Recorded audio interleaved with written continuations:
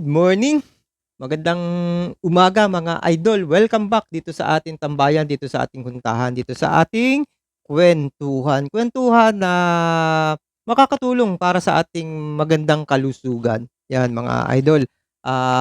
Muli, bumabalik ang inyong kaibigan si Kuya Arvin. May hatid ng panibagong kuwento, panibagong paghuhuntahan natin. Siyempre ang topic natin ngayon ay about sa silent killer. Ano, sa salitang killer, parang mabigat na pakinggan, mabigat sa tainga ano, kamatayan. Ano, kamatayan ang ibig sabihin ng, pag-uusapan natin ngayon. Silent killer ibig sabihin, yung mga ginagawa natin ano, sample mga idol, yung mga ginagawa natin na hindi natin alam na ito pala ay magbibigay sa'yo sa kapahamakan at kamatayan. Ano, ito pa nga mga, idol ang dahilan kung bakit na maraming sakit ang lumalabas sa atin ngayon ano, sa lahat ng tao.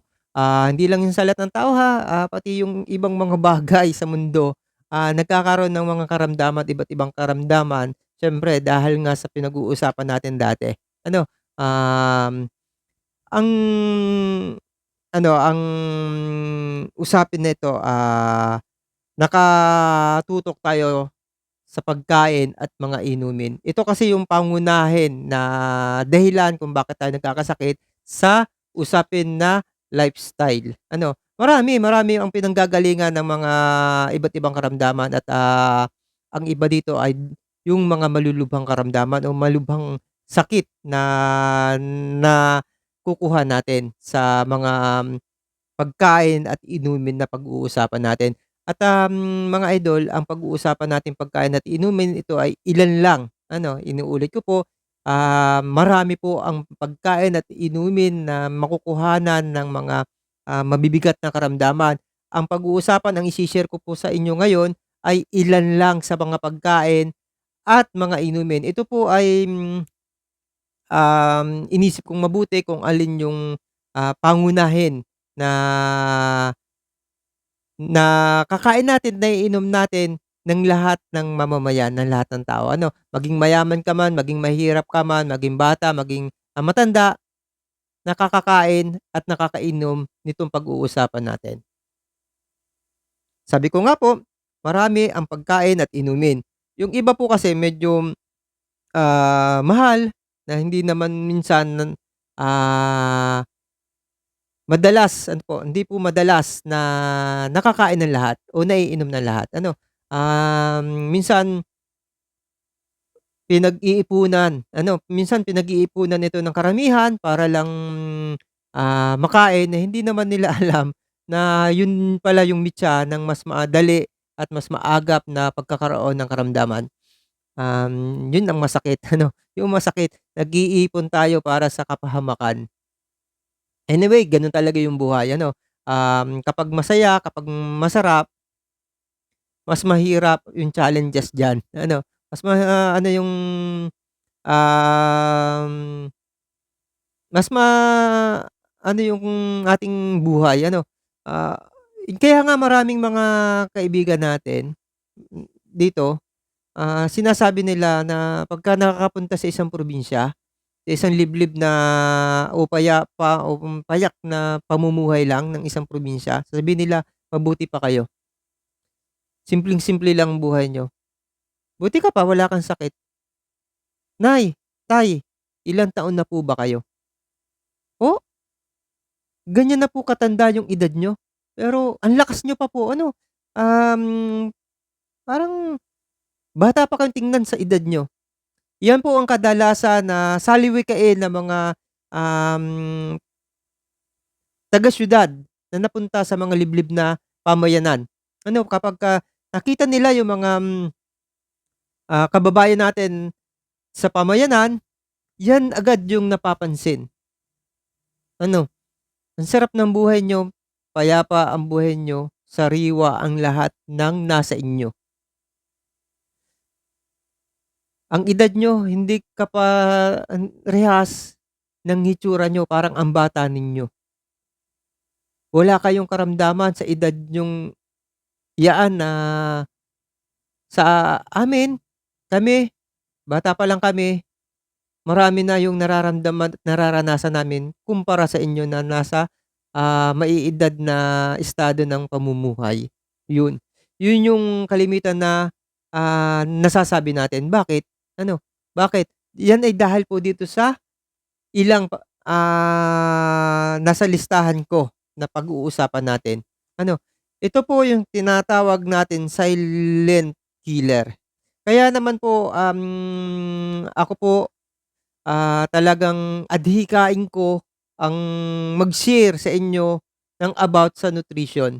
Nutrition po kasi ang dahilan kung bakit tayo nagkaroon ng sakit at kung bakit tayo gagaling. Ano po, maling nutrition po nagbuyo sa atin sa kapahamakan kung bakit katulad ko maraming sakit ang dumapo sa akin na ngayon pinipilit kong iayos, i-correct, gamutin, alisin ang mga nararamdaman hanggang kaya pa, hanggang may pag-asa pa sa pamamagitan pa rin po ng nutrition, ng tamang nutrition. Ano po, yung kapahamakan ay nagmula sa maling nutrition at yung kabutihan na hinahabol ko ay magmumula at nagmula sa maganda at tamang nutrition. Ano, 'yan. Ibig sabihin po ang silent killer po mga idol ay nagmula po sa maling nutrition. Ano, maling nutrition na ipinapasok natin sa ating katawan. Lifestyle ang pag-uusapan natin dahil ang pagkain at inumin po ay napapaloob po sa lifestyle ng buhay natin. Ano po, ulitin po natin, ang pag-uusapan po natin ay about pagkain at inumin lang. Marami pa po ang napapaloob sa lifestyle na dahilan kung bakit tayo nagkakasakit. Pero ang pag-uusapan natin nakatuon lang sa pagkain. Ano, kasi pagka yung buong lifestyle medyo mahahaba talagang kuwentuhan, ano. Ito po, number 1 po tayo sa silent killer. Ano po, silent killer na pagkain at inumin. 'Pag sinabing silent killer, wala tayong kaalam-alam na yung ginagawa natin na ito sa pagkain at pag-inom ng mga ganitong, bagay ay ikapapahamak natin. Ano, bigla na lang isang araw dadating sa buhay natin na may sakit na tayo katulad nung mga naranasan namin, naranasan ninyo. Ano, wala po itong pinipili, bata, matanda, babae, lalaki, makakaranas ng silent killer dahil sa mga bagay na 'to. Unang-una ang pagkain natin ng junk foods. Ano, bakit yung mga nasa liblib na lugar, humahaba ang buhay, hindi agad nagkakasakit, batang tingnan, malalakas, kasi madalang ang nakakakain ng junk foods o, kung meron man, alam niyo ba yung pagsarap ng junk foods, yung pagmahal ng junk foods, pag-ikli ng buhay at yung pagmura, kaunti lang yung preservative, mas mahaba-haba. Minsan sa mga liblib na lugar, yung mga mumurahing junk foods lang na ano, na nakakaya nila. Pero, yun nga, dahil nga mas marami ang pagkain nila ng gulay at prutas, nadi-detox. Kasi ang detox po talaga nakukuha po yan sa mga herbs, ano po, sa mga herbs yan, sa mga, gulay at sa mga pagkain at sa mga prutas. Ano po, dun po natin nakukuha yung ano, detox. Ngayon po, nagpapawis din po ang mga tao diyan kasi ang, trabaho diyan talagang nakakapawis. Ano, walang masyadong radiation kaya, yung nakakain nilang mga junk foods, kung meron man dun, pailan-ilan, paminsan-minsan, nalilinis din agad nila. Ano, kaya ganun kaganda ang itsura ng mga tao sa liblib na mga, siyudad, mga kaparangan, 'yan. Number 2 mga idol, processed foods. Although meron na rin sinasabi natin dun sa mga wala naman atang lugar ngayon na walang, ganitong mga pagkain, ano. Pero limitado at minsan hindi nabibili kasi mas, gugustuhin nilang kumain nung walang bayad, nung kukuhanin na lang sa kanilang, bakuran. Ano, Bakit ka bibili ng mga, processed food, eh, bibilhin mo nga 'yan. Ba't ka kakain ng processed food, eh, bibilhin mo nga 'yan. Samantalang yung gulay, prutas, pipitasin mo lang, ano. Kaya sila gano'n. Tayo sa siyudad, no choice tayo. Wala tayong garden. Kaya nga sinasabi ko sa inyo na gumawa kayo ng paraan na magkaroon ng tanim kahit lang sa simpleng, 1.5 bottle. Puwede ka ng magtanim, ano, puwede ka na magtanim, magpasimulang magtanim. Kahit ilang bottle lang 'yan, at least, may makukuhanan ka ng gulay, ng sariwang gulay, 'yan. Processed foods po, number 2 natin mga idol. At, number 3, itong pinag-uusapan natin mga idol ha, ito ay walang pinipili, maging mayaman, maging mahirap, maging bata, maging matanda, tomboy, bakla, kahit anong kasarian, kinakain ito. Ano, kaya ito yung naisip kong i-share sa inyo, ano. Number 3, instant noodles. Ano, eh, siyempre nagmamadali, ayan katulad pa rin ng paliwanag ko kung bakit gano'n sa mga probinsyang liblib liblib, eh, hindi abot maigi. Kakaunti kung may umabot man kaunti lang at minsan, hindi nila pagpapalit yung walang bayad na pang-ulam at pagkain dito sa mga bibilhin sa tindahan. Alam niyo ba, minsan mali yung ano, yung, paghahati ng sahod ano, nung kinikita ng ano, ng, ah mga trabahador ano, kaya daw malaki ang, sahod sa Metro Manila ano, kasi dahil sa bilihin, mahal ang bilihin. Hindi po, kaya nga po yung mga tao sa probinsya hindi masyadong nagkakakain ng ganito, yung mga nasa liblib na lugar, kasi mahal 'yan para sa kanila. Ano, dun na sila sa, mga alagang hayop nila, yung mga tanim nila yun o kaya naman yung mga sumibol sa kaparangan nila. Ano, maraming mga, gulay, prutas na hindi itinatanim na kusang sumisibol na, kukuhanin lang nila sa kagubatan, ano. Kaya yung dito sa amin yung mga nasa, remote area sa mga kamangyanan ano, sa aming mga tribo-tribo diyan, magaganda yung ano diyan, yung mga nasa kabundukan pa 'no, pero yung nasa kapatagan na mga katutubo, ah, na ano na rin 'to, napapahamak na rin sila sa mga pagkaing ito, ano. Number 4 mga idol, dilata, ano. Dilata, madaming preservative 'yan, ano. Silent killer talaga 'yan. Kaya ayun, yung mga mahihirap sa siyudad napapahamak, ano. Although kahit yung mayaman kaso yung mga mayaman kapagka na-detect nila may sakit sila, nakakapag-ano 'yan, nauso na diyan yung ano na, yung anong tawag dito, nauso na rin sa mga mayayaman yung gulay na lang kinakain nila 'no. Ano, hindi na sila kumakain ng mga ganitong pagkain. Kasi nga nararanasan nila na magkasakit, ano.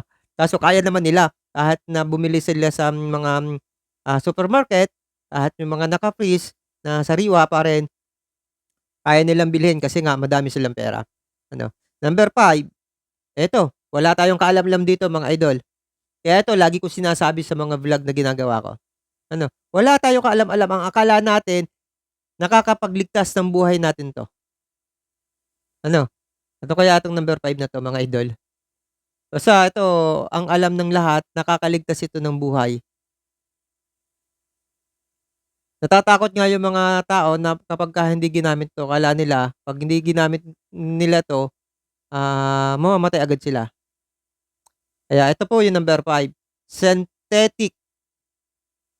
Alam na alam na agad niya 'no. Ang dami po kasing ano nito, ang dami nitong side effect na minsan akala mo, yung nararanasan mo ngayon. Ito, ranas na ranas ko 'to, eh, apektado ako dito sa number 5 na 'to, eh. Akala ko, komplikasyon ng sakit na meron ako yung mga hirap na nararanasan ko. Yun pala katulad nung yung ano, yung pag-urong ng dila, yung pagkabulol, akala ko nakuha ko dun sa haba ng sakit ko ng GERD, hindi pala. Dun ko pala nakuha sa ano, sa side effect ng gamot, ano. Ito po ay side effect po ay, nakukuha natin sa synthetic medicine. Ayan, alam niyo na kaya kaya nga, sinisipagan ko din ng vlog, pinapaalam ko sa lahat ng makakapanood na ang medicine na iniinom natin ay may malaking ambag, ano, sa pagkakaroon natin ng mas malubhang karamdaman. Kaya dapat bago ka uminom ng medicine, ito ay prescribed sa'yo ng doktor. Ikaw ay iniingat at inaalagaan ng doktor habang umiinom ng mga medisina. Hindi po natin kailangan na yung tinatawag natin na drug abuse, abusuhin ang pag-inom ng gamot porke madaling bilhin sa butika, sumakit ang ulo, nagkaroon na sabi nga ng ibang doktor, ang lagnat po ay hindi ginagamot. Ano, ang lagnat po ay hindi ginagamot pero tayo kinagis-na natin, kinasanayan natin na ang lagnat ay ginagamot. Ang lagnat po ay, ano po 'yan, hindi daw po 'yan sakit. Ang lagnat daw po at sipon po ang mga flu ay reaksyon, body reaction ng ating katawan. Dahil mayroong mga bakterya o kung ano man na pumasok, foreign, na pumasok sa ating katawan na nagre-react ang ating immune system kaya tayo umiinit. Ano, kaya pagka ganyan ang ginagawa ng pinapalakas yung resistensya, 'yan. Kaya 'pag pala sa hospital hindi agad binibigyan ng ng gamot, ang ginagawa ay linalagyan ng bimpong malamig sa noo, ano, pinupunasan ng mga parte ng mga singit-singit mga kilikili, mga ganyan, mga parteng nakatago para, lumabas yung init, para magliyab at yung pagliyab na yun ay makakatulong para patayin yung mga foreign na pumasok sa katawan natin tulad ng bakterya, yun. Ayan, alam na natin ha. Okay, tapos na number 5 ba, synthetic medicine at tayo ay dadako sa number 6, fast food. Palagian 'yan ng karamihan. Ano, gift, regalo para sa sarili, regalo para sa pamilya ang kumain sa labas sa fast food. Wow! Ang sarap nung kinain kong Chicken Joy, burger, wow! Pero ang saya, saya natin kasi nabigyan natin ng kasiyahan. Ngayon ang problema natin, wala tayong kaalam-alam na yung ating mga bata ako ginagawa ko din 'to sa pamilya ko. Pero mula nang matutunan ko ito, may pagsisisi. Kasi ilang vlog ko na rin naman sa inyo na nagkakasakit yung aking mga anak. Hindi ko alam na yung pagkakasakit ng ating mga anak ay tayo din na may dahilan. Dahil okey lang, hindi naman masama ito, kasama ito sa pag-unlad ng bayan, kasama ito sa pang-araw-araw na kabuhayan natin. Pero dapat hindi natin inaabuso, dapat linilimitahan natin. Limitado lang ito, dapat hindi natin inaalis yung tradisyonal na kinagisnan natin sa pagpre-prepare ng pagkain natin. Yung fast food, lagi ko sinasabi, ang kainin natin masustansyang pagkain. Ang ating katawan linikha yan ng ating Poong May Kapal, ng ating Creator, na ang tamang pagkain, ang tamang dapat ilagay lang ay ang mga tamang nutrition. Ang fast food po ay wala po yan sa tamang nutrition. Kaya nga po ngayon malapit ng Agosto, pagkakaalam ko ang Agosto po ay buwan ng nutrition. Nutrition month po siya at pinapaalaala sa atin ng buwan na yan ang pagkain ng masustansyang pagkain na siyang magdudulot at magbibigay ng tama at kumpletong nutrition para sa ating katawan, lalong-lalo na sa mga kabataan na kapamilya natin na yan nga po, kaya nga ang hospital pagka nanganak ka diyan, halos pinagbabawal na, sa loob ng hospital ang magpadede ng nasa tiyupon. Ang kailangan na dede ay nasa dede, dibdib ng mommy, ng nanay, ng ina, ng mama, ng kung ano man tawag niyo, 'yan. Okey, ang number 7 po ay sikat na naman 'to. Sabi ko sa inyo lahat kumakain nito, bata, matanda, may ngipin o wala, babae, lalaki, tumboy, bakla, lahat-lahat na, may baon pa dadalhin sa pet niya, 'yan. Street food. Sarap na sarap tayo. Kita niyo naman nagkaroon ng night market, yung night market na yung kalsadang yun, punong-puno ng tao at kagulo. Ay akala mo ano, akala mo, may piyestahan ano. Minsan nga ay nagkakadugasan, nagkakaroon ng snatch, nagkakaroon ng, mga pandurukot, nagkakanakawan sa lugar na 'yan dahil sa dami ng tao, pinagkakaguluhan ang ikamamatay nating lahat. Ako po ay hindi nagmamalinis sa mga idol, ako po ay nabibilang sa katulad ninyo rin na lahat ng pinag-uusapan nating ito ay nagawa ko din at pilit kong binabago sa ngayon. Kaya nga po, dahil wala akong kaalam-alam dati, ang alam ko basta't nabusog, buhay. Hindi pala po, ano, hindi pala po porke busog ka mabubuhay ka ng matagal. Ano, sabi pa nga nung matatanda, ako nga payatin na ano ako, sa pool sabi nung mga matatanda, "Abay kumain ka ng kumain at tumaba." Diyos ko po, yung kakainin natin ano, delata o ano man na hindi sariwa yung gulay, ayos yun. Ano, pero yung hindi pala lahat ng sinabing makakataba ay makakabuhay. Maraming mataba mas madaling mamatay. Bakit? Ang daming sakit, ano. Are number 8, pakinggan niyo are, lagi din lalo na sa umaga, mga prito, fried. Ayan, magaling pa ako may pride, ayaw kong kumain. Ayan, prito po ano, ang pinagsasabi ko po din yung pride na are prito, hindi po are ugali. Ay ating tigil-tigilan. Hindi naman maiiwasan, pero limitahan ano. At kapag ang lahat ng bagay na ginagawa ko, ay nagiging matalino na rin ako. Ano, yung aking pan-detox kahit na tsa, ayan naman hindi walang preservative diyan na inano ang tinuyong mga dahon ng herbs ano at saka gulay, ay yun ang aking ano, yun ang aking panlaban din, eh. Minsan, hindi naiiwasan na rin, 'di gagawan ng paraan para malinis at tapos magpapapawis nang mailabas yung nalinis. Ano, kapag uminom ka ng detox, ano, ng panlinis tapos hindi mo naman ilinabas yun, ay 'di naandun pa rin sa katawan mo yun, chemical ay hindi umalis. Kaya dapat ipapawis mo. At ang kasama ng prides, ang number 9 ay ari paboritong-paborito ng lahat kahit nga anong edad, french fries. Ano, maging sa mga fast food o kaya ay sa mga stall-stall sa mga supermarket makakabili ka ang daming ano, artificial flavor.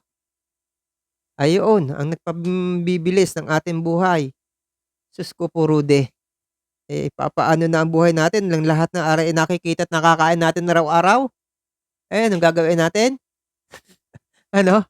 Ano? Salita kayo. Eh, kung hindi niyo aray kakalat, ay ang kakalat ay sakit. Ano, ang kakalat sa ating pamayanan ay mga sakit kaya dapat ikalat niyo ang aking bidyong are na malaman ng lahat ng kahit papaano kahit na are ating ginagawa ay limitado na. Hindi yung pang lagi-lagi na ginagawa nating pang ano 'to, pang dugtong ng ating buhay hindi natin alam na yung ating buhay sa halip na maka-200 taon ay magiging ano na lang tayo na re, magiging 40 yung mga kabataan natin. Ano, hangad ko pa naman na maka-200 taon. Ay isa pa masarap, pupunta ka sa mga ano, sa mga convenience store, tatambay ka 'di ba mga convenience store natin ngayon may mga tambayan, yung garning upuan tapos may mga lamesang bilog, tapos na paikot kayo ng barkada niyo habang nagkukuwento, habang nagtatawanan hanggang nag-aapiran hanggang ika'y nag-e-ML, hanggang ikaw ay naglalaro na puro Red Jason. Ay Diyos ko po Rude, ari yung pinag-uusapan natin ice cream, aring ice cream na ari napakasarap. Ay hindi natin alam ay silent killer din pala. Sige, banat ng banat. Paborito ko pa naman sa ice cream yung ano, ari madalang, pero nakaka-request at nakakapagpagawa yung ano, yung mga prutas na mababaho, ay anong sarap. Tintres na 'yan, talaga namang may naala-ala ako sa amoy. Ano, yung durian, yan masarap nga, madali naman palang mamatay. Ay didinin na tayo sa number 11, soft drinks na hindi ka kakain kung wala na ay sa daming vlog na katulad ng mga, ginagawa kong garne ng mga vlogger, ay lahat ng kanilang mga mukbang ay may ano, may may soft drinks, ay sulong, utas ka Rude. Ay isa pa nung ako'y may tindahan sa daming nabili na ano, Ay minsan nga kahit ako may tinda sinasabihan ko, "Are hindi maganda talaga sa katawan aring energy drink na kahit na kagigising lang iinom ng energy drink, eh, tapos ka rude din, eh, patay ka." Are ang paborito ng mga kabataan at pati naman ako. Alam ko idol pati ikaw paborito mo are. Magagalit ka kaya sa akin are? Sabihin mo, "Naku, eh, bakit isinama ko sa listahan? Dapat, eh, hindi ko na isinama't nang hindi nahalata ng iyong asawa at baka ika'y pagbawalan." Hindi ka makakatikim na Rude. Are ang iyong paborito tsaka ng iyong anak ay milk tea. Ano, bagong-bagong na uso.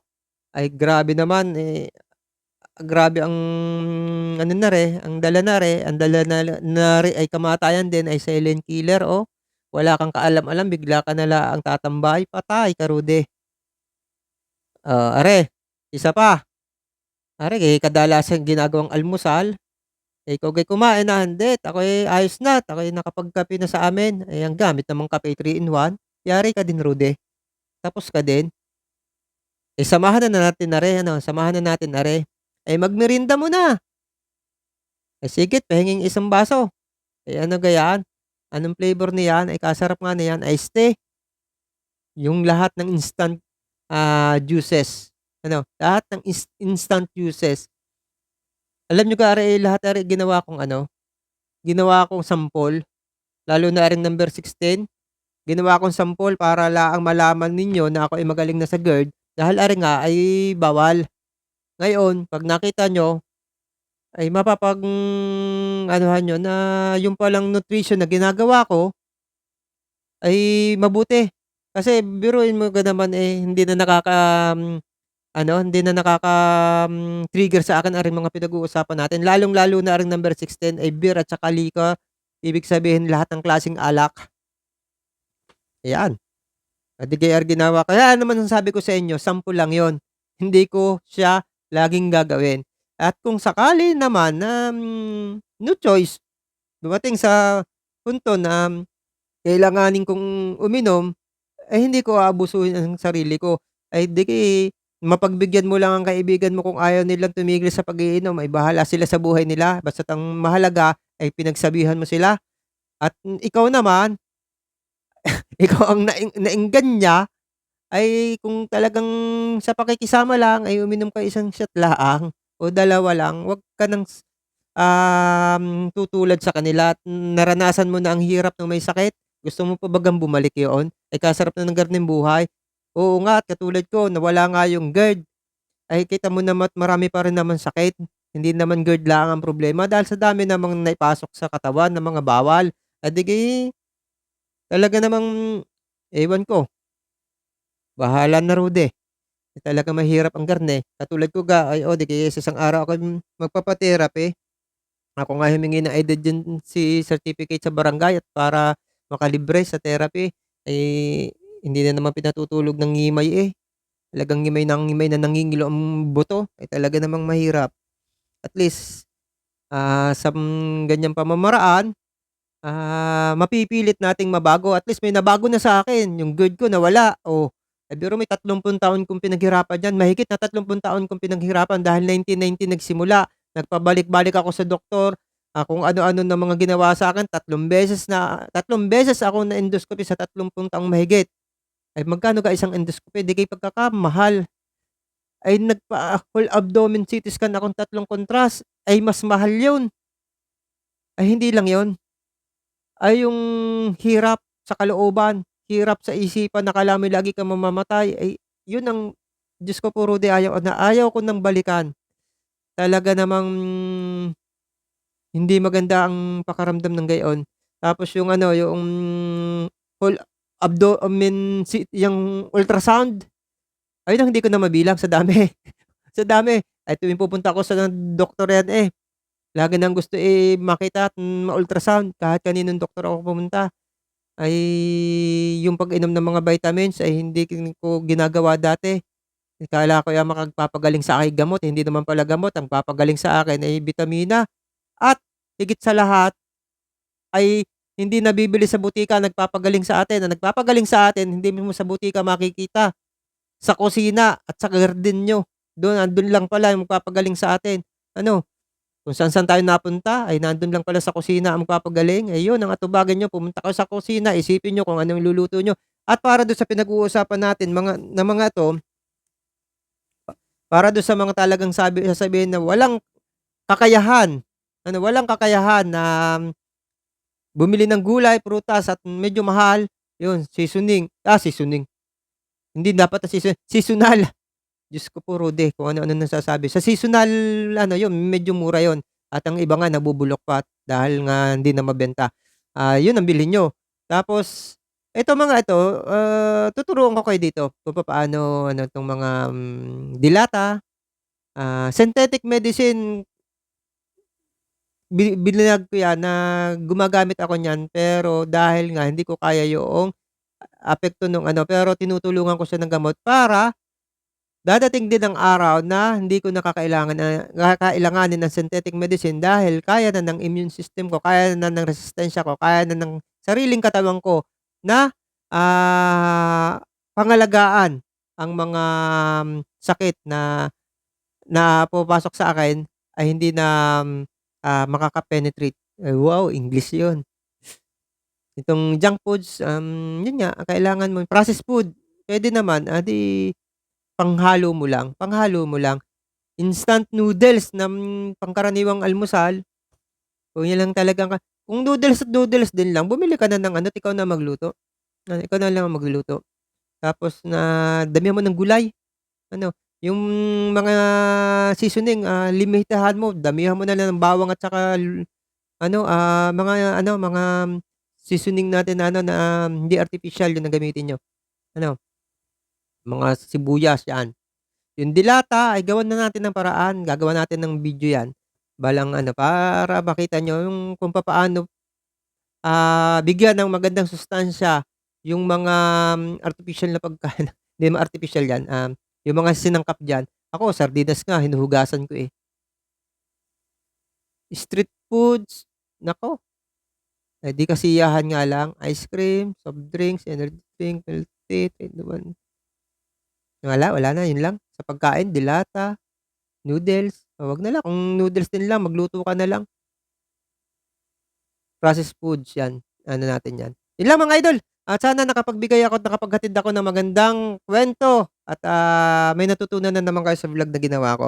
Yun nga, kung gusto niyo na kumalat yung sakit sa pamilya natin, sa natin, eh, di wag niyong paniwalaan na rin sinabi ko. At kung kayo naman ay naniniwala sa sinabi ko at gusto niyong iligtas ang buhay ng kapamilya niyo, lahat ng tao na mahal niyo, i-share niyo ari. At ari ay magandang balita mas maganda pa ari sa kaysa sa mga joke. Ba-bye po at, God bless you. Ingat po tayo lagi. Iwas sa mga pagkain na hindi masustansya at nakakasira, nakakamatay sa atin. Ba-bye.